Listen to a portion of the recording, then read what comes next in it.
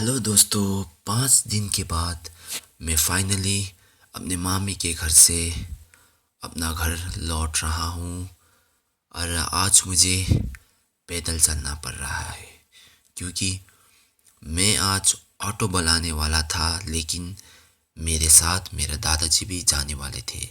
और उन्होंने कहा कि ऑटो में जाने से उनका कमर दर्द होता है, इसीलिए हम दोनों साथ में चल के जाते हैं बोलते।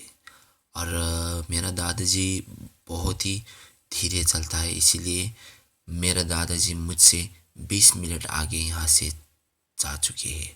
और अब मैं उनको उनके पीछे पीछे जा रहा हूँ।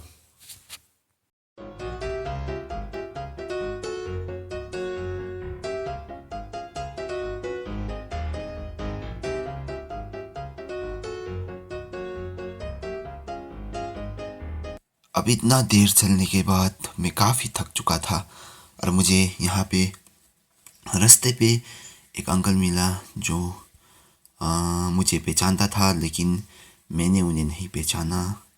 और कुछ देर बात करने के बाद वहाँ से फिर मैं ऊपर की तरफ चल पड़ा। और रास्ते में चलते चलते मुझे मिला ये जंगल में उगने वाला सब्जी, जो कि फूल होता है इसका और उसे खाया जाता है। और जैसे ही कुछ कदम में चला था, मुझे दिखा इस घर के नीचे एक नींबू और गावा का पेड़। और ये नींबू का पेड़ काफ़ी बड़ा था, जो कि गांव में आपको मिल जाएगा। और उनका साइज़ भी रेगुलर नींबू से काफ़ी बड़ा होता है। कई लोग इन्हें मौसम भी समझ लेते हैं, लेकिन ये नींबू होता है। तो काफ़ी देर चलने के बाद आखिर मुझे मेरा दादाजी रास्ते पे ही मिल गए हैं। ये देखिए दादाजी कितने धीरे धीरे से जा रहे हैं, क्योंकि दादाजी का पैर भी दर्द करता है और कमर भी। अब दादाजी से हम कुछ बातें करेंगे। म बोकिदिन्छु बाजे। तिमीले नि हजुर त्यो परतिर दाउरा छेउ कि अस्ति हजुर त्यो अलिकति उचालेको छ कि हजुर। यहाँ डुबेको थियो। हिजो बिहान त और यहाँ पे मेरा दादाजी मुझे कह रहे थे नेपाली भाषा में कि पहले के ज़माने में मैं बहुत ही तंदुरुस्त था। मेरे एक हाथ में 40 किलो और दूसरे हाथ में 40 किलो सामान। मैं अकेले उन्हें लेकर ये नीचे आता था और ऊपर भी जाता था। मुझे कुछ नहीं होता था, लेकिन अभी मेरे पास वो ताकत नहीं बचा।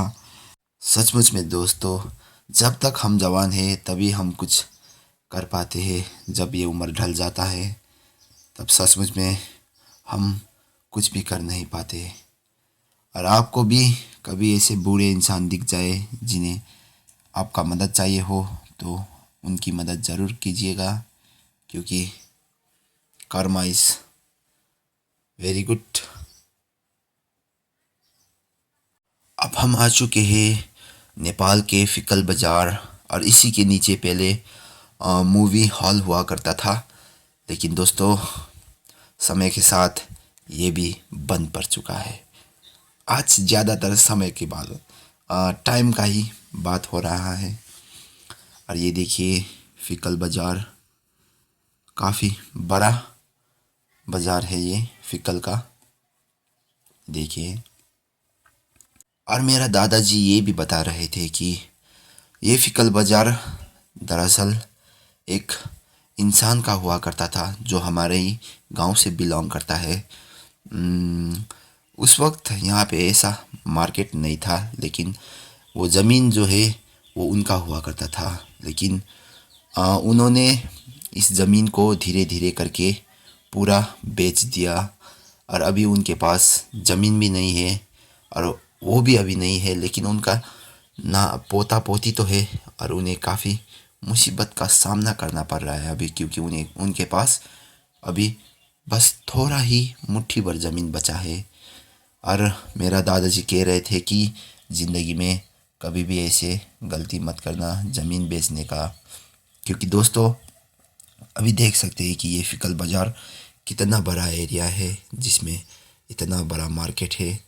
और इसका दाम आप सोच भी नहीं सकते कहाँ पे है। लेकिन मेरा दादाजी कह रहे थे कि उस ज़माने में उस दादाजी ने वो नेपाली दादाजी ने 2 रुपये में कहीं कहीं ये ज़मीन बेचा था 2 रुपये में गाइस, 2 रुपये में। आजकल क्या मिलता है 2 रुपये में। तो यहाँ पे मैं कुछ देख के मेरे दूसरे आंटी के लिए स्वीट्स खरीदने के लिए जा रहा हूँ अंदर।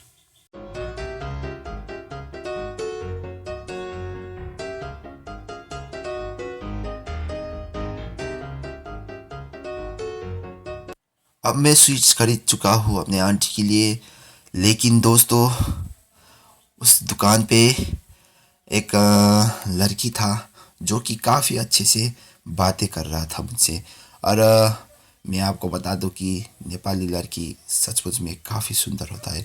मैं लेकिन इस वीडियो में दिखा नहीं पाया क्योंकि अभी मेरा चैनल बहुत ही छोटा है और मुझे लोगों के पास जाके शूट करने में भी थोड़ी परेशानी होता है। लेकिन मैं धीरे धीरे से कोशिश कर रहा हूँ।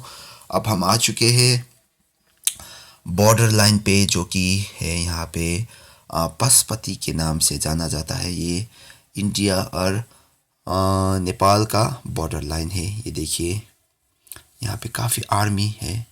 मैं उनके पास दिखा नहीं पा रहा हूँ कैमरा, मुझे डर भी लग रहा है। लेकिन कोई बात नहीं दोस्तों, देखिए अब हम आ चुके हैं इंडिया के धरती पे। तो दोस्तों और अब आ चुके हैं हम अपने मामी के घर। ये है मेरी दूसरी मामी के घर और ये है मेरे मामी का बड़ी बेटी, जो कि मेरा दादाजी का कुछ सामान रखे हुए थे और वो दे रहा है। वैसे ये सामान मैं यूट्यूब में नहीं दिखा सकता क्योंकि ये सामान बहुत ही डेंजरस है। तो फाइनली दोस्तों हम आ चुके हैं अब अपना घर। ये देखिए ये लोटस कितना ज़्यादा फैल चुका है 5 दिनों में। और ये देखिए मछली भी काफ़ी एक्टिव भी है। और मैं कल से आपको अपना कोई फ़िश का अपडेट भी दूंगा। और कल से मैं अपना घर का ही व्लॉग डाला करूंगा क्योंकि अब मैं आ चुका हूँ अपने ही घर में। तो दोस्तों देखने के लिए थैंक यू मेरा व्लॉग। अपना ख्याल रखिएगा।